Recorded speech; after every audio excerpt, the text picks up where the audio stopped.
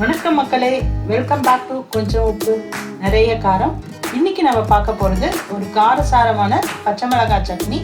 வாங்க எப்படி பண்ணுறதுன்னு பார்க்கலாம்.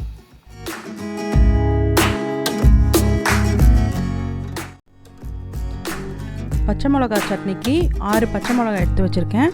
ஒரு கைப்பிடி கொத்தமல்லி, சின்ன வெங்காயம் 10, 3 பல் பூண்டு, ஒரு சின்ன துண்டு புளி, இந்த அளவுக்கு இருந்தால் போதும். தேவையான அளவு உப்பு, ஒரு சின்ன துண்டு வெல்லம், அப்புறமா தேங்காய் ஒரு 2 சில்லு சின்ன சின்னதாக நறுக்கி வச்சுருக்கேன். கடாயில் 2 ஸ்பூன் எண்ணெய் விட்டுருக்கேன், கடலை எண்ணெய் விட்டுருக்கேன். இப்போ வந்து நம்ம பச்சை மிளகா போட்டுக்கலாம். நான் வந்து பச்சை மிளகா முழுசாக தான் போடுறேன். முழுசாக போடுறப்போ கொஞ்சம் வெடிக்கும்.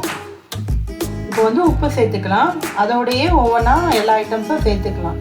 சின்ன வெங்காயம், பூண்டு, அப்புறமா கொத்தமல்லி, புளி எல்லாமே சேர்த்து இப்போ நம்ம ஃப்ரை பண்ணிக்கலாம்.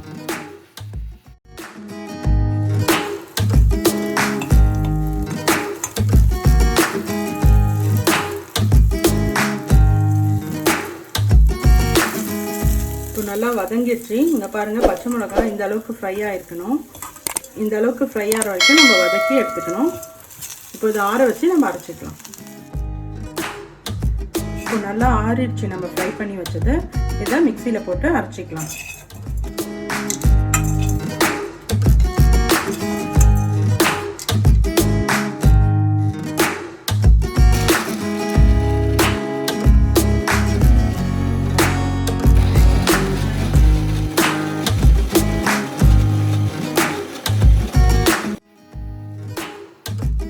பச்சை மிளகாய் சட்னி அரைச்சாச்சு. இப்போ வந்து நான் அதை கிண்ணத்தில் ட்ரான்ஸ்ஃபர் பண்ணிவிட்டு தாளித்து கொட்ட போகிறேன்.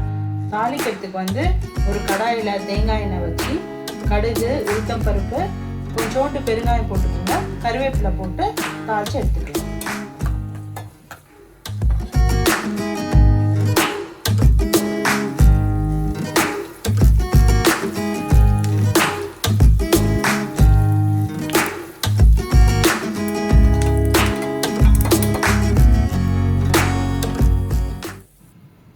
நம்ம சட்னியோட மிக்ஸ் பண்ணிக்கலாம் நம்ம தாளிச்சதை. இந்த சட்னி வந்து இட்லி தோசைக்கு ரொம்ப நல்லாயிருக்கும். இட்லி தோசைக்கு மட்டும் இல்லை, இந்த அரிசி உப்புமா, கோதுமை உப்புமா, ரவை உப்புமா போன்ற ஐட்டமுக்கும் ரொம்ப நல்லாயிருக்கும். இது நான் பொங்கலோடு தொட்டு சாப்பிட்டேன். பொங்கலுக்கும் இது ரொம்ப நல்லா இருந்தது.